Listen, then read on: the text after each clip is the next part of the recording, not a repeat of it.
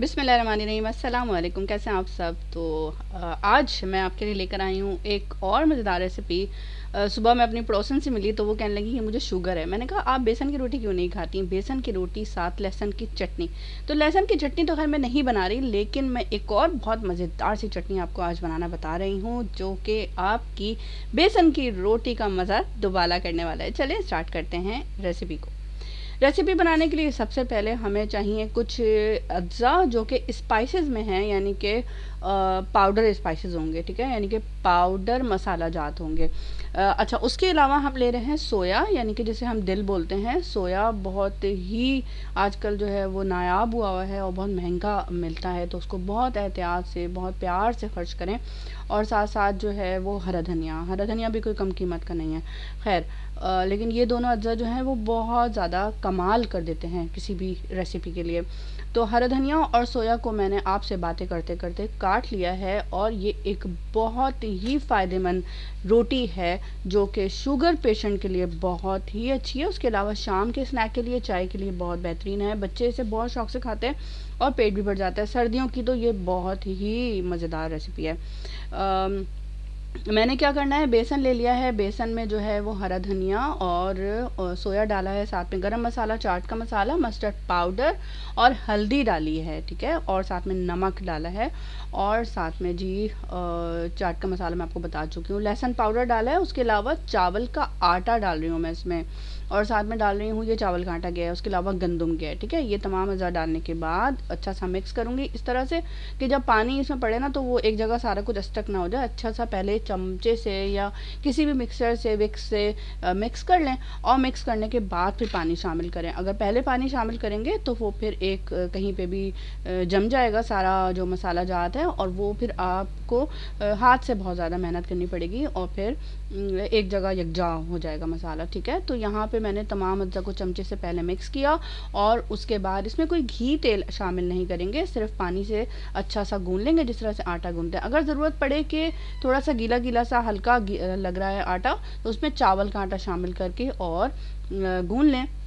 गूंदने के बाद रख दें। सुबह नाश्ते में बनाएं, दोपहर में खाने में बना लें, बच्चों को लंच में भी दे दें, और साथ साथ रात के खाने के लिए भी बहुत मज़ेदार सी, ये हेल्दी सी, तंदुरुस्त रेसिपी है। अच्छा, तो ये देखें कितना फ्लफ़ी और कितना मज़ेदार नरम सा आटा गूंद गया है। इसको रख देंगे तकरीबन 1 से 2 घंटे के लिए। जितना अच्छा स्टे करेंगे उतना ज़्यादा अच्छी सी रोटी बन जाएगी, वरना टूटेगी। मैंने खैर बहुत ज़्यादा स्टे नहीं दिया था, और आपको आगे चल के बताऊँगी कि उसके साथ फिर क्या हुआ था।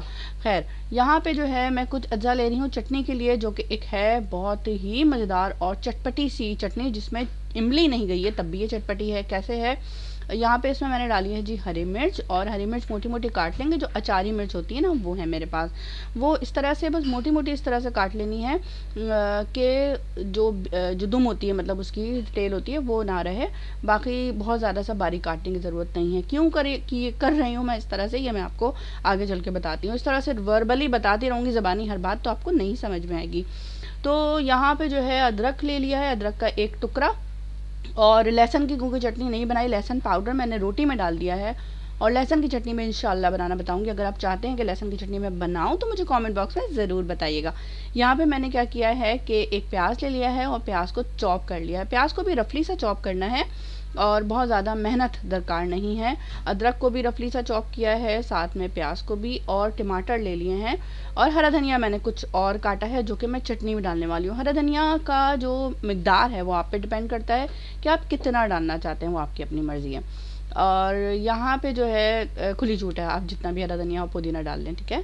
अच्छा, टमाटर मैंने ले लिए हैं, टमाटर को भी मैंने इसी तरह से काटा है, और मैंने डिस्क्रिप्शन बॉक्स में सारी डिटेल दे दिया करती थी, लेकिन मुझे कोई ऐसा रिस्पांस नहीं मिला, क्योंकि आसान रेसिपी होती है सारी वीडियो में जो वर्बली में ज़बानी बता रही होती हूँ, तो इसलिए अब मैं फिर वो एक्स्ट्रा जो अलग सी मेहनत होती है वो नहीं करती। अगर आप चाहते हैं कि मैं डिस्क्रिप्शन बॉक्स में दे दिया करूँ सारी डिटेल अज्जा की, तो आप मुझे बता दीजिएगा, तो मैं इंशाल्लाह दोबारा मेहनत कर लूँगी आपके लिए। यहाँ पे देखें हैं जो अज्जा, पुदीना है, सौंफ है, साथ में काला जीरा है, और साथ में जी मिर्च है, और उसके अलावा नमक है थोड़ा सा, ज़ाहिर सी बात है नमक जाएगा।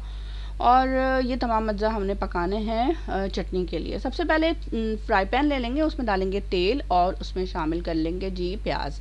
प्याज को बहुत ज़्यादा सा ब्राउन नहीं करना है, लेकिन इसकी जो एक स्मेल होती है कच्ची वाली वो ख़त्म कर देनी है। और उसके बाद शामिल करना है चॉप्ड टमाटर, जो हमने एक रफली चॉप से कट किए हैं, यानी कि शामिल कर लेंगे। और फिर काला ज़ीरा और साथ में अदरक शामिल करेंगे। अदरक की बहुत अच्छी से खुशबू आना शुरू हो जाएगी। साथ साथ सौंफ शामिल करेंगे तो भी बहुत अच्छी खुशबू आना शुरू हो जाएगी। ये दोनों का एक बहुत ही ज़बरदस्त सा मिक्सचर होता है। उसके अलावा हम इसमें शामिल कर रहे हैं हरी मिर्च, और शामिल करके ये तमाम अज्जा को शामिल करने के बाद हमने मिक्स कर देना है और इसको थोड़ा सा गलने तक पकाना है, इतना कि गलने तक नहीं, पकने तक पकाना है, यानी कि जो एक ऑयल का जो एक अंदर सारा मिक्सचर होता है ना वो मिक्स हो जाए। इन तमाम अज्जा को पकाने का मकसद ये है कि तमाम अज्जा की खुशबू एक दूसरे में रच बस जाएगी। उसके बाद पुदीना और हरा धनिया भी हम इसमें शामिल कर देंगे। पुदीना हरा धनिया डालने के बाद याद रहे कि बहुत ज़्यादा फ्राई नहीं करना है, क्योंकि उसका फिर अगर वो जल जाएगा ना तो फिर